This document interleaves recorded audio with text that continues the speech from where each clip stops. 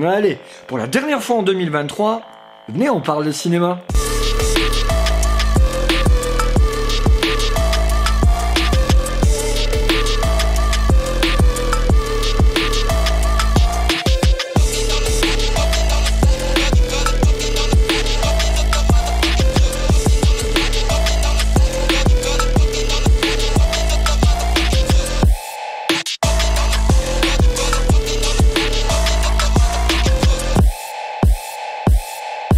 Ça y est, on y est, en cette fin d'année 2023, je crois qu'il est temps de faire un petit bilan des sorties de l'année et d'en profiter en même temps pour faire un petit bilan de la chaîne sur l'année 2023 et sur ce qui va se passer en 2024. Alors bien sûr, j'ai pas pu voir tous les films qui sont sortis cette année parce que forcément, oui, il y en a beaucoup trop, donc je vais juste me concentrer sur ceux que j'ai vus et je vais vous les classer.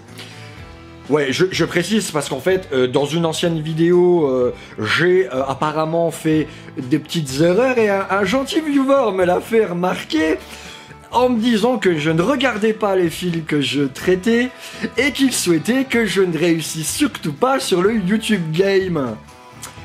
Un mec adorable. Alors je vais commencer par faire mes 5 flops, ensuite je vais faire mes 5 tops et on terminera par le petit bilan de la chaîne. Alors c'est parti, on commence par le flop 2023.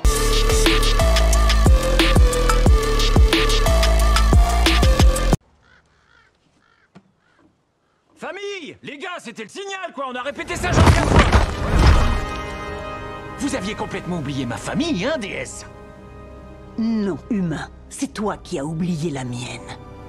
2 ans après avoir reçu les pouvoirs de Shazam et les avoir partagés avec ses frères et sœurs, le jeune Billy Batson continue bon gré mal gré sa carrière de super-héros tout en s'efforçant de gérer les changements qui surviennent au sein de sa famille, dont les membres commencent à avoir des intérêts divergents en grandissant. Mais sa récente ascension provoque des effets inattendus. En effet, pour empêcher Sylvana d'acquérir ses pouvoirs 2 ans auparavant, Billy Batson a accidentellement brisé la barrière entre son monde et le monde des dieux. En conséquence, une nouvelle menace apparaît lorsque les 3 filles d'Atlas, Hespera, Calypso et Antea veulent récupérer leurs pouvoirs et détruire le monde des hommes. T'en aurais dû le sentir à ce pitch que ça allait puer cette histoire. Bon, énorme déception, hein, alors que j'avais quand même franchement pas mal aimé le premier.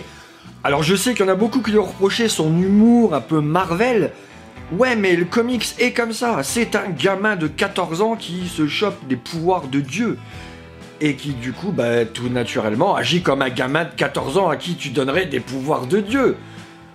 Voilà quoi. Le film était juste divertissant, c'est tout ce qu'on lui demandait. Bon, pour le deuxième, c'est vrai qu'on n'en est pas du tout là. Hein. Tout est lourd et cliché, blindé d'incohérences et mention spéciale à Wonder Woman qui apparaît juste pour le fanservice. Hein. Parce que quand tu la vois arriver, je pense que la première chose qui te vient en tête, c'est... T'étais où pendant que le monde était en train d'être détruit ?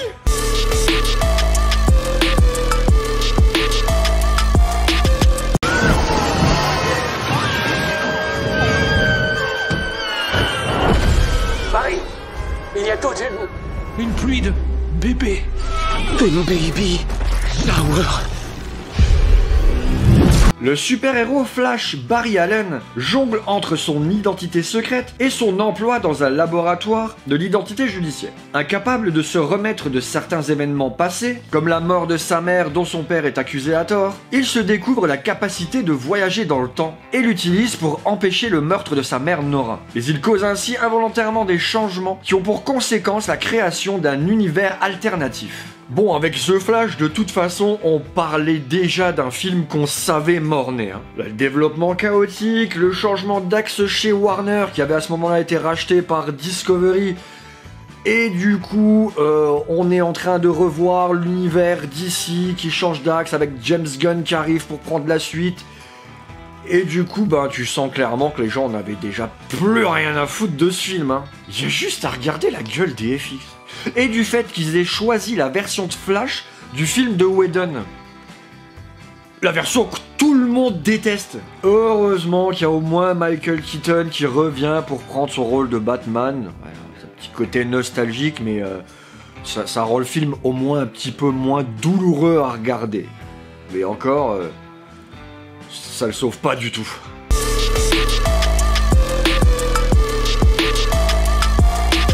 En tant que gentleman, vous preniez ça en considération. Mais si vous deviez rester...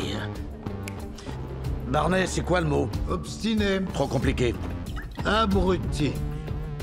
Abruti. Vous me laisseriez pas le choix. Gringalet. Les Expendables sont envoyés en Libye pour empêcher le mercenaire Stuarto Rama de voler des têtes nucléaires pour un mystérieux terroriste nommé Ocelot, que Barney n'avait pas réussi à appréhender 25 ans auparavant. L'équipe est dirigée par Barney Ross et composée des membres Lee Christmas, Toll Rhodes et Gunnar Jensen, avec de nouveaux membres Easy Day et Galan. Cependant, ils sont mis hors d'état de nuire lorsque leurs véhicules sont détruits lors de la lutte qui s'ensuit. Lorsque Ramat abat leur avion, l'équipe trouve le corps brûlé de Barney dans les décombres identifiés par sa bague. Dans la famille, je me fous la gueule des spectateurs, je voudrais le petit cousin attardé s'il vous plaît. Mon dieu, avec celui-là, on touche clairement le fond. Alors déjà, c'est pas une saga que j'affectionne tout particulièrement. Je trouve l'idée de remettre tous des vieux acteurs un peu has-been des années 90, même si c'est des acteurs que j'aime beaucoup, qui ont fait toute ma génération d'adolescents, ça aurait pu être une bonne idée si le tout était pas filmé comme un mauvais actionneur des années 90. Et là, avec ce 4e opus, clairement, ouais, on touche le fond, hein. L'histoire, elle est... Il y a une histoire. Les FX sont... Ça pique. Et la seule bonne idée de scénar qu'ils ont eu dans le film... Je vais pas vous spoiler, hein, mais franchement, il te la nique à la fin. Donc, si vous êtes comme moi et que c'est pas une saga qui vous passionne... Non, ne le tentez pas, ce 4e opus.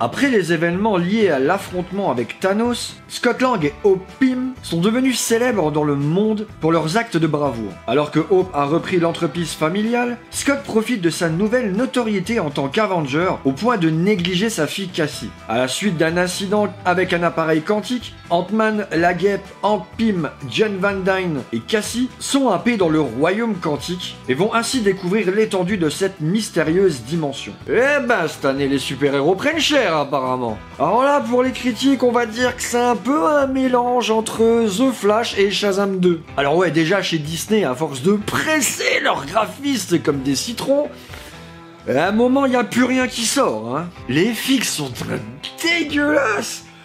Et puis l'histoire est naze et les persos sont ridicules, il n'y a aucune écriture, aucune profondeur, rien. Le pire, je crois, c'est ce qu'ils ont fait du royaume quantique. Ouais, parce que franchement, il y avait rien au départ. Ils auraient pu faire absolument tout ce qu'ils voulaient. Et ils en ont fait ça. Non, alors, juste mention spéciale, j'ai adoré les maisons vivantes. Ouais, parce que franchement, le reste, autrement, c'est une catastrophe. Et donc, ça y est, on y arrive. Le flop de l'année est...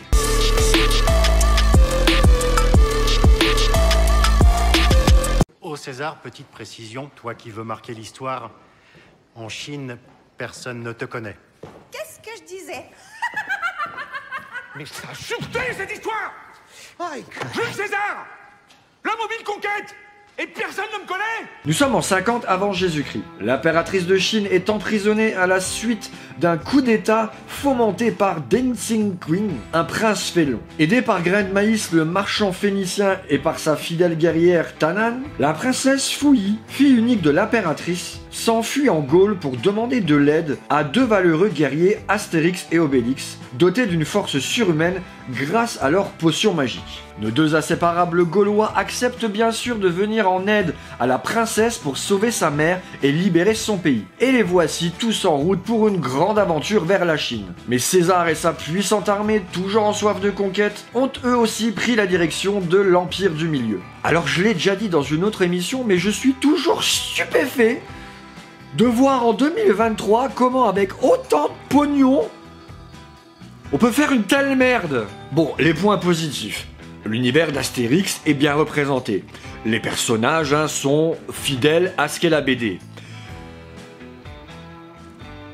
Bah non, c'est tout. Bah oui, parce que c'est bien beau de faire toute la promo de ton film autour du fait que t'es un énorme casting.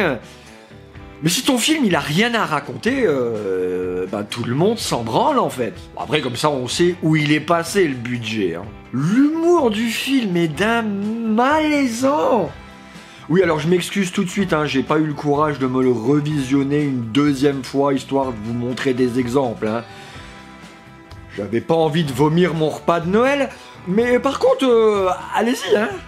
Faites-vous plaisir. Bon, ça y est, je crois qu'on s'est fait assez de mal comme ça pour cette année, du coup, ouais. Et je crois qu'il est temps de passer à mon top 5 2023.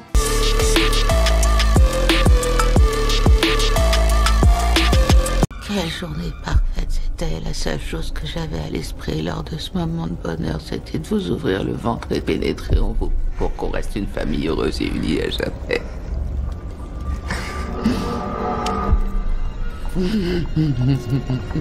Alors que Bess n'a pas vu sa grande sœur Ellie depuis longtemps, elle vient lui rendre visite à Los Angeles où elle élève seule ses 3 enfants. Mais leur retrouvaille tourne au cauchemar lorsque le fils de cette dernière découvre un livre et plusieurs vinyles dans le sous-sol du parking dont la lecture libérera des démons qui prendront possession des vivants.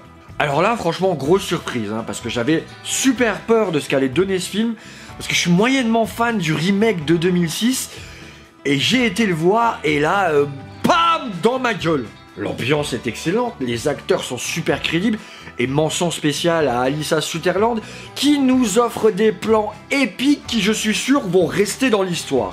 Oh, la scène dans la salle de bain. L'ambiance Resident Evil est bien présente, surtout celle du premier, puisqu'ils ont enlevé tout l'humour du deuxième pour garder que le côté terrifiant. Et tuer des gosses, fallait quand même oser.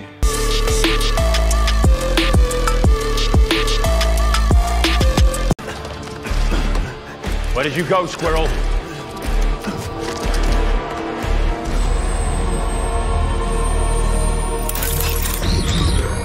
On the ground!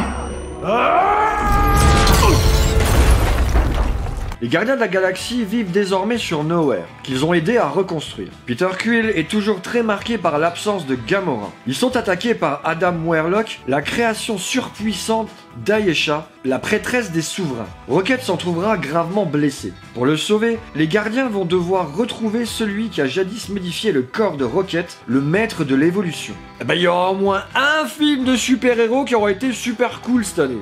Vraiment super cool. Merci à James Gunn de nous avoir offert un dernier chapitre. Oui. Merci à James Gunn de nous avoir donné un chapitre final aussi magnifique à une saga qui avait déjà très bien commencé. Ce volume 3 des Gardiens est à mon sens exceptionnel. On a un super bon traitement des personnages, les FX sont soignés et l'histoire est géniale et émouvante. D'ailleurs, c'est ça le mot d'ordre du film. Émouvant. Et ça marche clairement. Rien que les flashbacks sur Rocket m'ont donné envie de chialer à chaque fois. J'avais entendu dire quelqu'un une fois que dans tous les films du MCU, et c'est vrai si on regarde bien, que toutes les situations sérieuses étaient désamorcées par une blague. Et en fait, si on regarde bien, dans la saga des Gardiens de la Galaxie, James Gunn fait complètement l'inverse. Il désamorce des blagues avec des situations sérieuses. Et ça change tout. Et dans ce volume 3 des Gardiens de la Galaxie, mais ça nous pète à la tronche en fait ça. Et je suis sûr qu'inconsciemment, c'est ce petit détail qui fait partie des choses qui fait que les gens apprécient autant cette saga. Alors du coup, merci Monsieur Gunn de nous avoir offert ce grand moment. Mais déconne pas avec DC maintenant.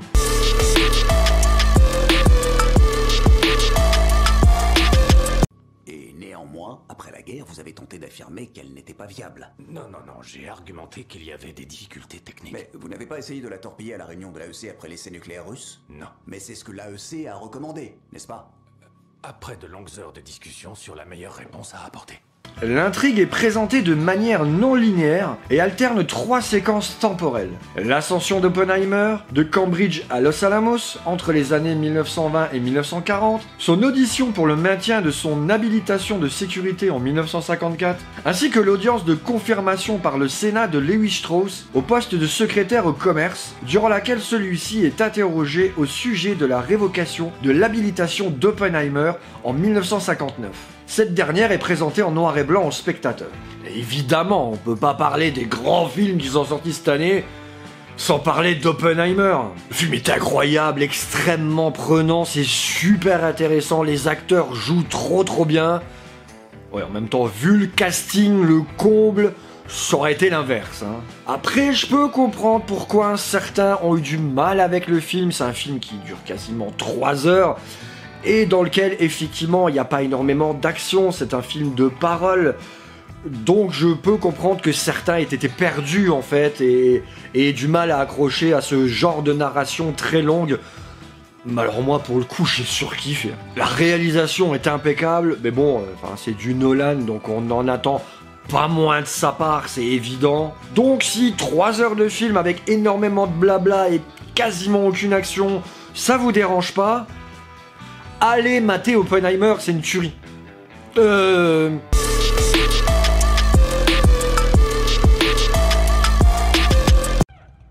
Spider-Woman. Moi aussi. Eh mais t'es... Oh, ça? On connaît pas encore le sexe. Mon mari veut avoir la surprise.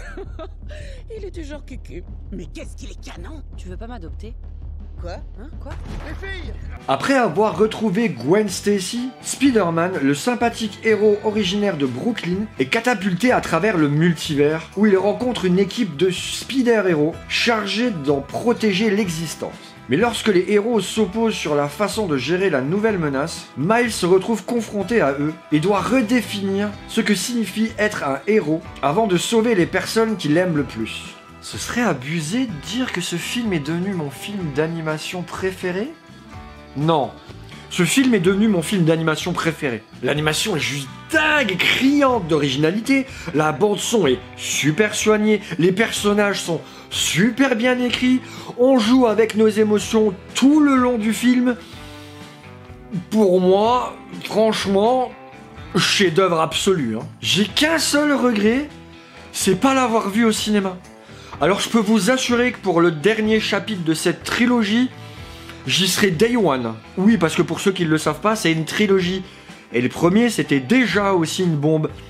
Mais là, ils ont vraiment mis la barre super haut. Et voilà, nous y sommes. Donc mon film préféré de l'année est...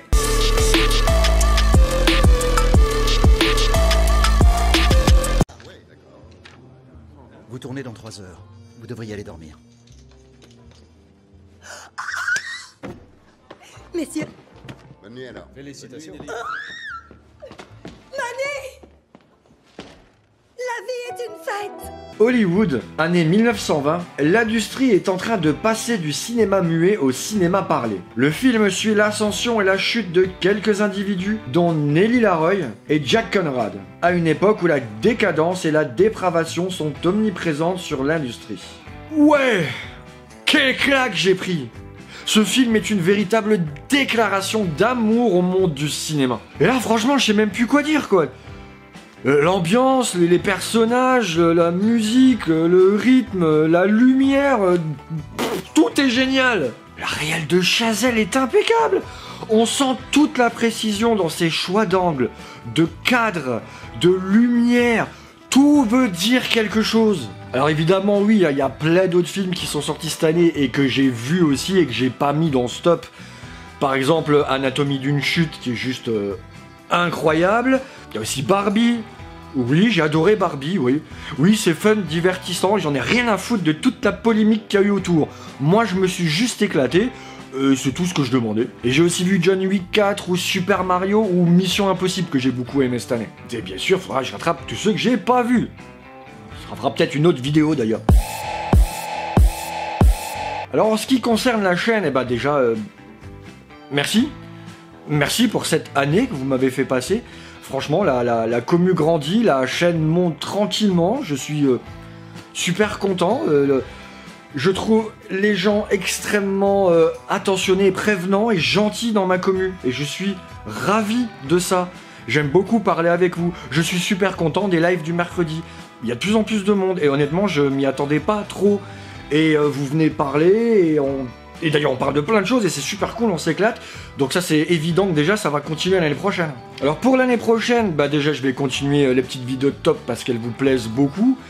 Comme j'ai remarqué que les tops de merde là, les 2 que j'ai sortis, vous me les avez juste bouffés. Je vais en faire d'autres, c'est évident, parce qu'en plus moi ça m'a fait marrer de les faire et du coup je ferai peut-être même évoluer ce format pour faire un format propre de films de merde français et américains. Et naviguer d'un sur l'autre comme ça de temps en temps, je pense que ça pourrait être vachement marrant.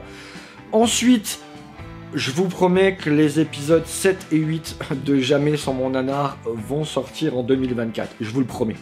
Je vous le promets. Non mais vraiment, je vous le promets. Et puis de toute façon, on n'a pas le choix. Là, il faut vraiment qu'on les sorte, qu'on les termine et qu'on les sorte. Mais je vous promets que vous les aurez en 2024. Je vais continuer la série des sorties du culte aussi, les versions normales et les versions hors série, parce que les versions hors série, elles vous plaisent beaucoup aussi apparemment. Je vous promets de super belles surprises pour 2024. Des choses un peu dingues, mais je peux pas vous en parler là. Mais par contre, je vous promets une chose, c'est que non seulement ces surprises dingues vont arriver, mais elles vont arriver là, début 2024, dans les 2-3 mois qui viennent. Donc vous inquiétez pas, tout va arriver là. Je vous avais aussi parlé dans mon bilan de l'année dernière. Voilà. Oui, je vous avais parlé l'année dernière d'un projet qui était un spin-off à Jamais sur mon nanar, mais sur les navets, que je vous avais promis pour 2023. Mais pour ceux qui avaient vu cette vidéo, rappelez-vous, je vous avais dit qu'un des personnages principaux de ce format est un personnage en CGI. Et ça a été un peu plus compliqué que prévu cette histoire en fait. C'est-à-dire que à un moment c'était mon gentil Toumi, donc la personne qui s'occupe de faire les VFX de tous les VFX d'ailleurs de chez Nexus 6, qui devait me le faire, et en fait ils ont un taf tellement phénoménal qu'il a absolument pas le temps de se mettre dessus. Donc c'était un peu compliqué, il a fallu trouver quelqu'un d'autre, et j'ai trouvé quelqu'un d'autre. Et ça y est, on a déjà avancé sur le projet, on a vraiment avancé sur le projet pour le coup. Donc là, oui, on y est clairement. Spin-off, ça sort en 2024, parce que je vous l'avais dit, donc ça s'appellera Spin-off, mais je vous en dis pas plus pour l'instant. Et du coup, ça devrait sortir, je pense, d'ici février-mars, je pense, au plus tard. Enfin, je vais faire en sorte de le sortir là, parce que c'est un format auquel je tiens beaucoup, donc j'ai très très hâte de vous le montrer, et de vous le montrer très vite. Sinon, je vous conseille fortement de rejoindre aussi le Discord, parce que quand il y a des news à mettre, je les mets principalement là-bas, ou sur mon Instagram. Voilà, alors du coup on fait la pub des réseaux au total, tout est en description de toute façon, mais du coup, abonnez-vous si c'est pas déjà fait, vous avez le bouton rejoindre ou le Tipeee si vous voulez soutenir la chaîne, et rejoignez-moi aussi sur les autres réseaux, donc rejoignez Discord, Insta, Thread, aucune idée comment ça se dit ce truc là, mais je suis sur ce truc là, du coup, qui vient d'arriver là, ouais, je suis un mec moderne, moi. Bon, comme d'hab, si vous êtes toujours là, tapez 2023 est mort, vive 2024. Un peu long, ça, non? Ouais. Bref, et puis on se revoit l'année prochaine. Ouais, c'est bon, je sens.